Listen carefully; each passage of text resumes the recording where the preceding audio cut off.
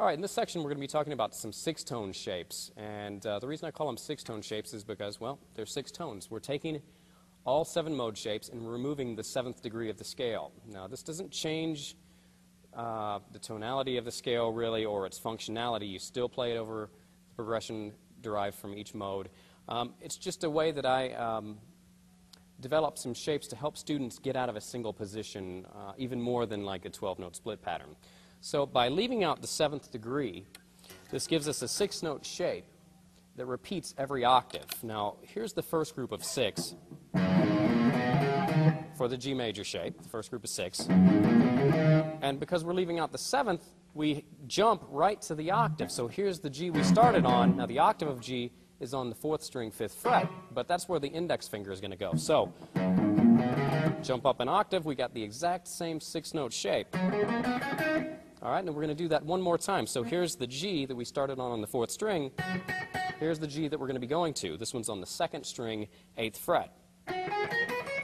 So as you can see, we're starting to cover some serious distance on the guitar neck, and that's what we're trying to do. Start to get across the neck and bust out of single position playing. So here it is.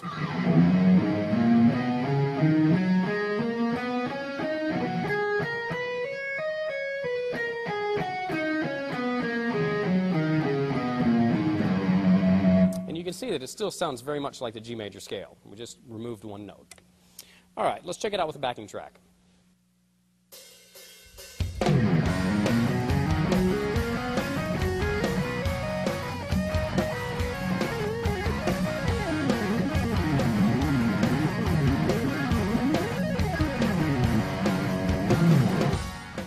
All right, this next mode we're going to be talking about is the A dorian minor mode, starting on the sixth string, fifth fret. And again, we're leaving out the seventh, so this gives us the first six notes of the A dorian shape, which looks like this.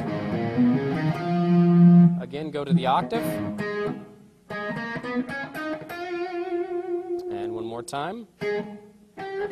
Whoops.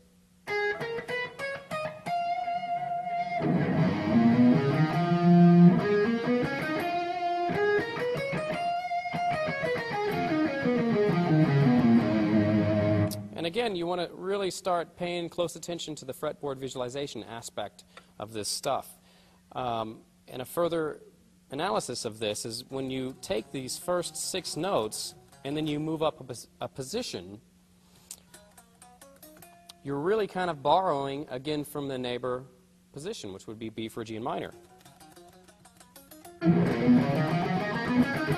So there's the next six notes.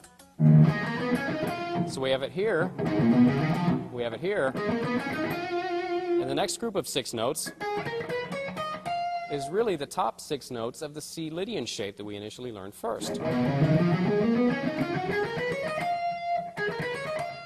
Six notes from the lydian shape, six notes from the phrygian,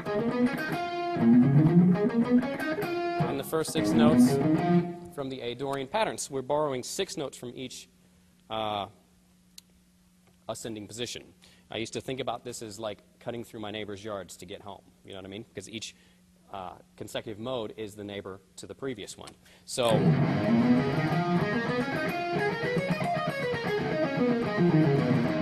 that helps me relate it and make a mental picture in my mind of what I'm actually doing and what I can relate it to. All right, so let's check it out with a backing track.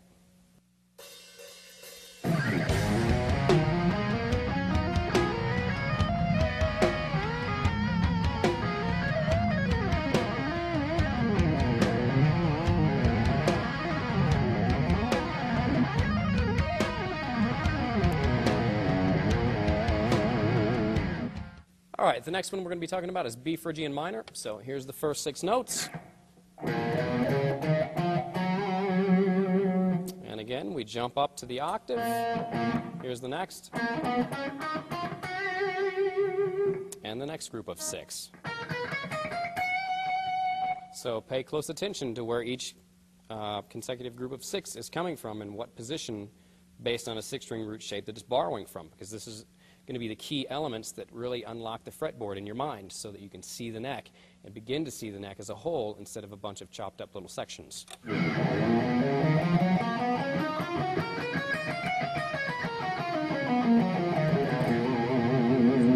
All right, on to C Lydian major. Here's the first 6 notes. Jump up a position or jump up to the octave. Here's the next group of 6. And repeat the procedure.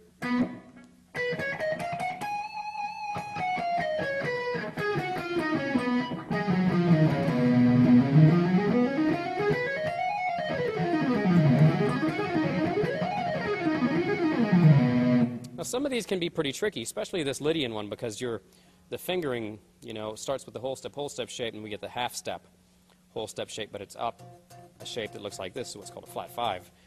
So every time you change strings on this Lydian one,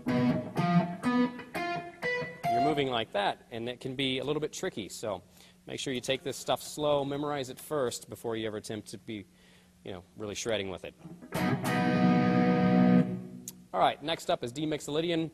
Now, the cool thing about mixolydian is that it's the exact same shape as the G major shape, and the reason that this happens is that the 7th degree in the mixolydian mode is the only note that's different than the G major scale. So by removing the 7th, the first 6 notes of D mixolydian and G major are exactly the same. So we have 2 shapes that are exactly the same, so you really don't have to memorize 6.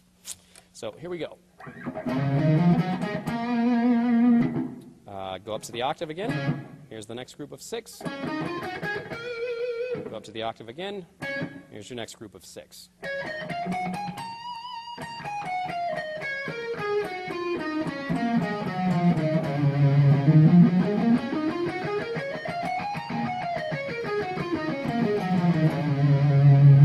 Really like that shape. It's nice and easy. It's all whole steps and makes playing easy. So the next one is going to be E natural minor. This one's on the 6th string, 12th fret. Again, you take the first 6 notes and then jump up to the octave, and then once again.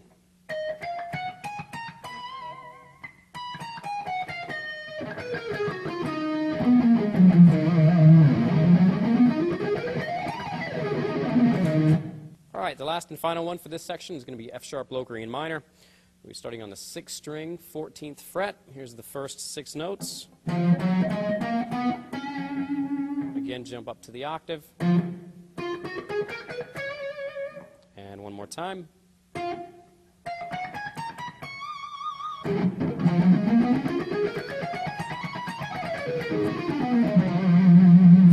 All right, that wraps it up for this section.